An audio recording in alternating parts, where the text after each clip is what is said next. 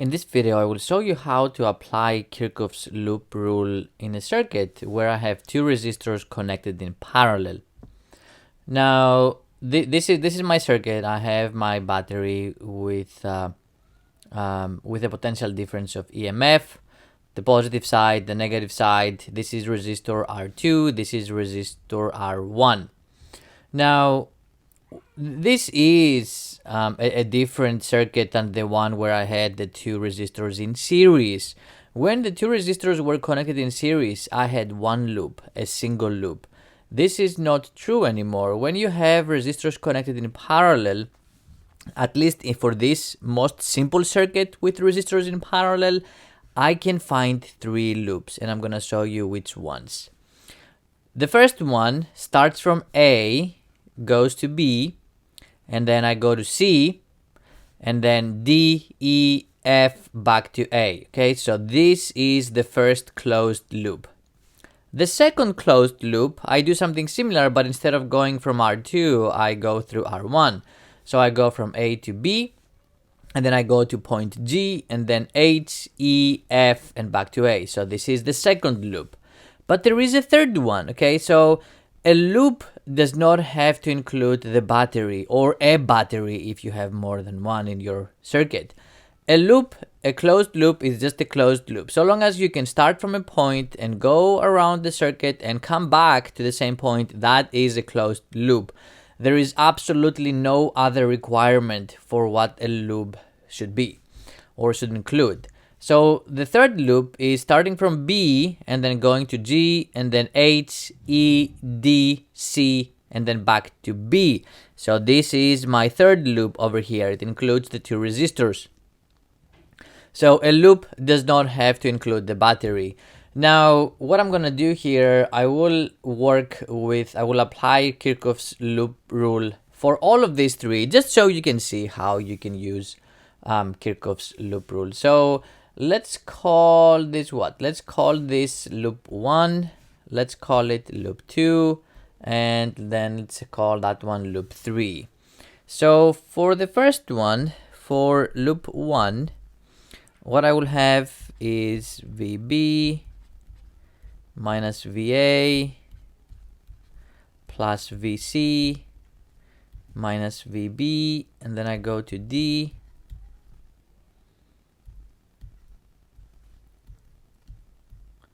and then I go to E, and then F, and then back to A. And that should be equal to 0. I mentioned before, anytime you move in an ideal wire, the potential differences will be 0. So from A to B, that's an ideal wire, that's 0. From B to C, ideal wire, that is 0. From C to D, resistor, that is not 0. From D to E, 0. From E to F, 0. And that's the battery. Now, one thing that I do need to do before I move on, I need to make a guess, an assumption about how my electrons move in the circuit. Now, this is a relatively simple circuit, so it's not difficult to make a good guess. This is the negative side of the battery, so I assume that my electrons are going to start moving clockwise. And then here is an important part. When they reach point B, the electrons, some of those electrons will move towards this way, some of them are going to move this way. Now, if I have 5 electrons per second entering point B, I need to have 5 electrons per second leaving point B, because none of them actually stays at B. Okay, this is what we call the node rule. So if this is 5 electrons per second and 2 of them are going this way, then 3 of them need to be going in this direction. This is important because what this implies is that the electron current here is not the same as the electron current here and here. The current is different. The current that flows through resistor 2 and the current that flows through resistor 1, those two currents are not. They may be the same, but they don't have to be the same. So I have one current here that splits into the current through R2 and the current through R1. Okay, this is what we call the node rule, and I will apply the node rule at point B. I can also do, let's see, I will also apply the node rule at node E a little bit later. Now I'm going to show you using the graphical representation. So this is, let's say, current I. And then as I said, at B, this thing splits. And let's say we have current I2 flowing through resistor R2. And I have the electron current I1, the one that flows through resistor 1. Now, what this means, when I apply the node rule at node B, the current that enters node B is current I, and this needs to be equal to what leaves the node, which is I2 plus I1. Now, for node E, okay, what happens here at node E? I have my electrons I2, they're entering the node. This is I2. And the electrons flow through R1 and they go here and they reach node E as well. Now, what enters node E is I2 plus I1. And of course, I know when I add those two, I should get what I had at the beginning. So I should get I. Okay, this is the electron current I. Now you can see the two equations for node B and node E. Those two are the same. That means you don't really have to apply the node rule for both nodes. In more complicated circuits, yes, you will have to apply the node rule more times. But if you see that you use more nodes and you end up getting the same equation, and then that means that you need to stop applying the node rule in more nodes. I don't really need to apply the node rule in node E. I don't get anything new. I don't get anything useful. Now, what I did here, we know that for most conductors, for most wires, it is electrons the ones that are moving. Okay, and what I did here, I'm showing you how the electrons are flowing in the circuit, which represents the reality. Now, unfortunately, one way or another, we are stuck using the conventional current, which assumes that it is the positive charges moving, which does not really represent reality for most times.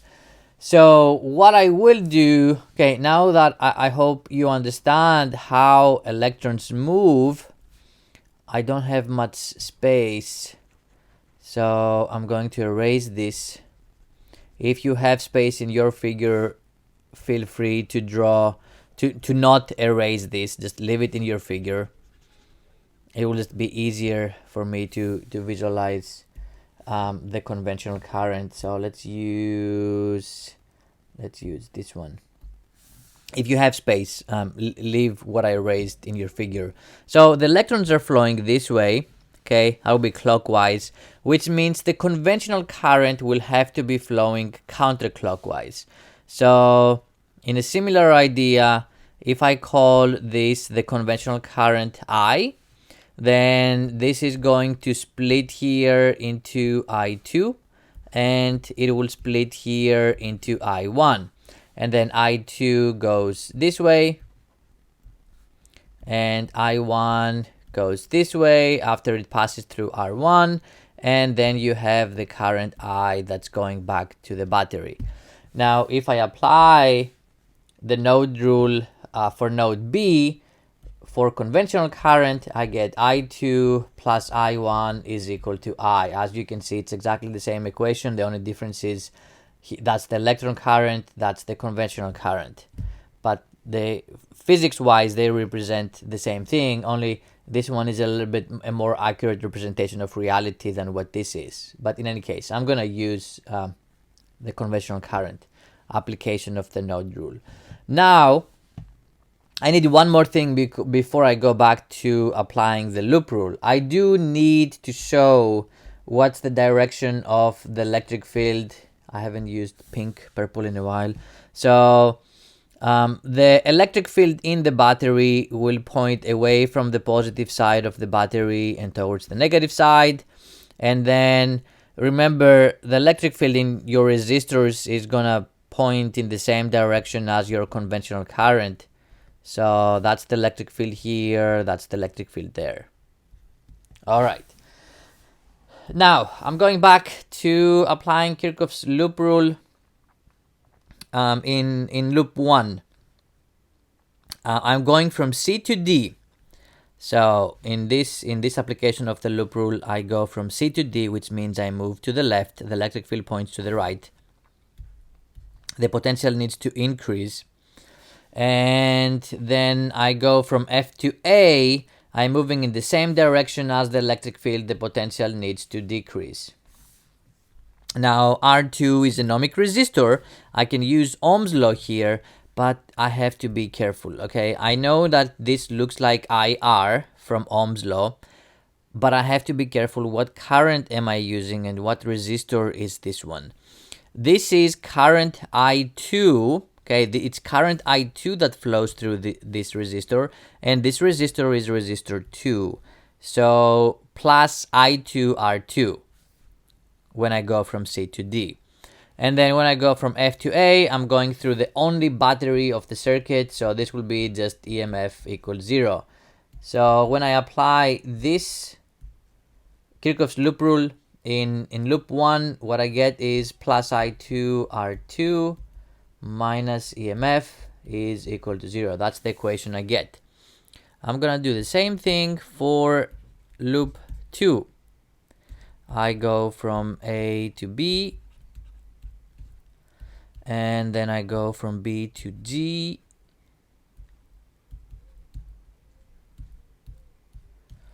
and then I go from G to, nope,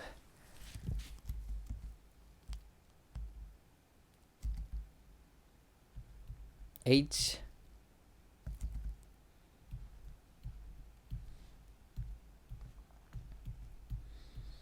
and then to E,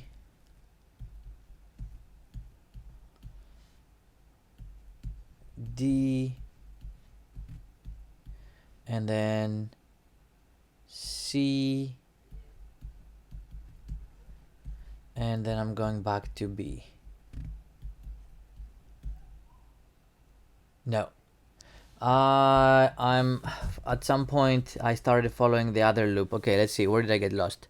So I go from A to B, from B to G, and then H, and then E, and after E I go to F.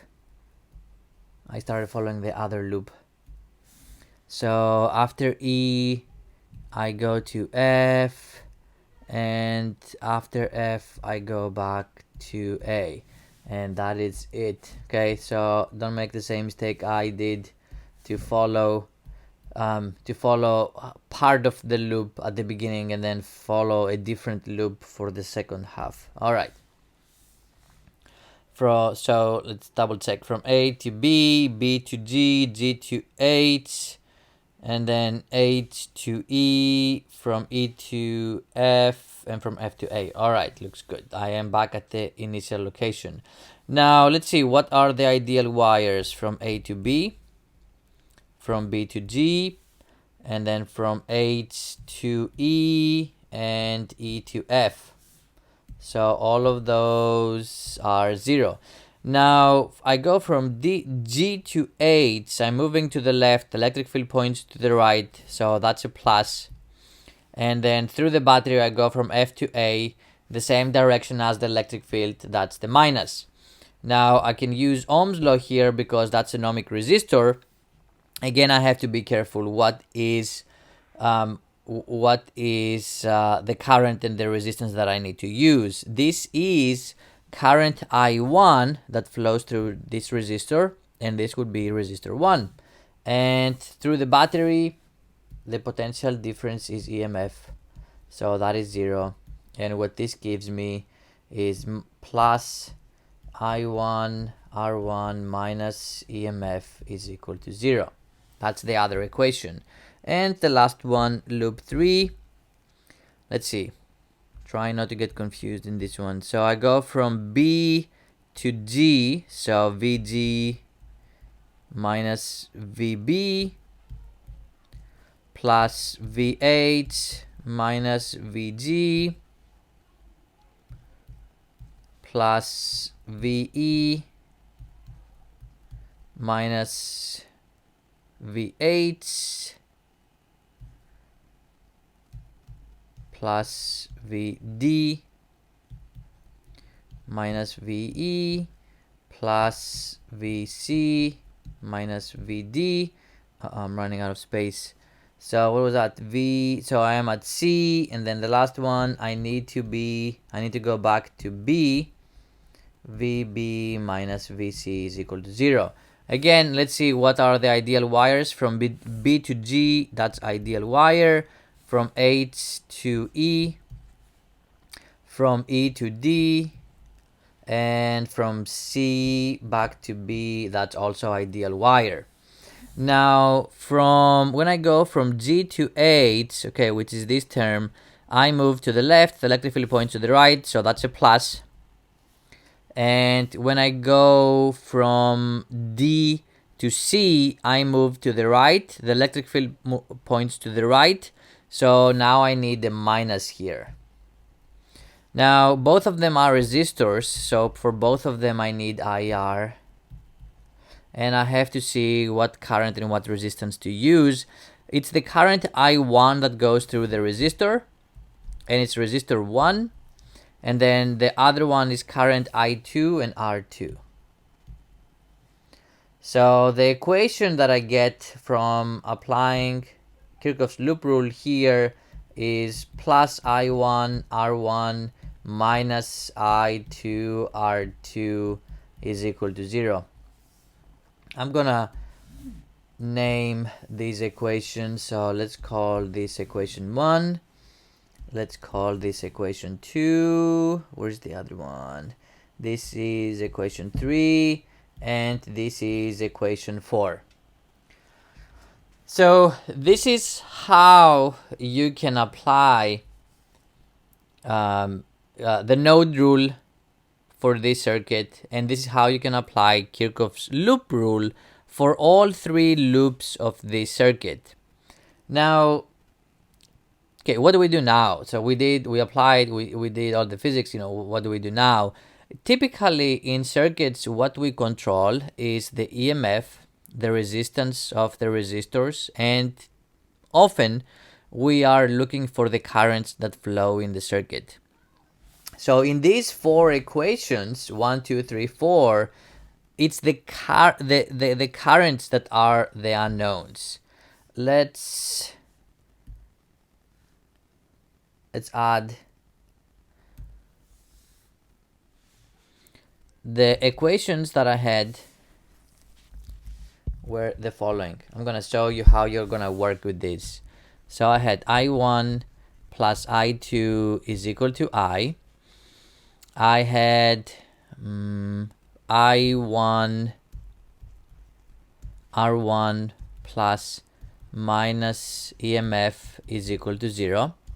I had plus I2 R2 minus EMF is equal to 0.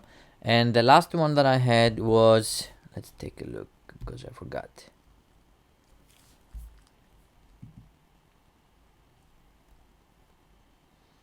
Plus I1 R1.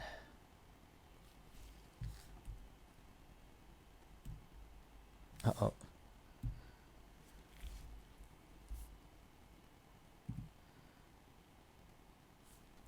All right.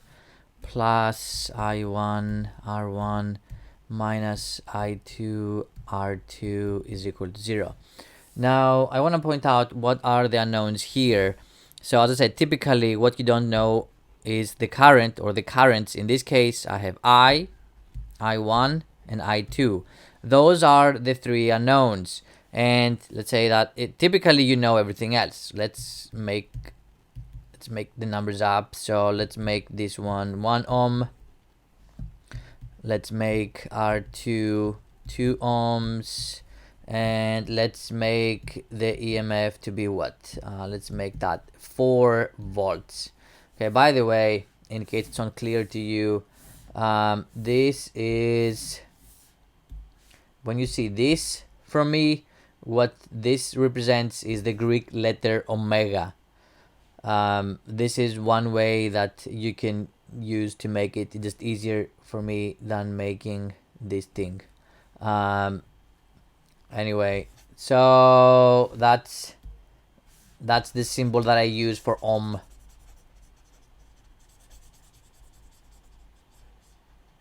All right.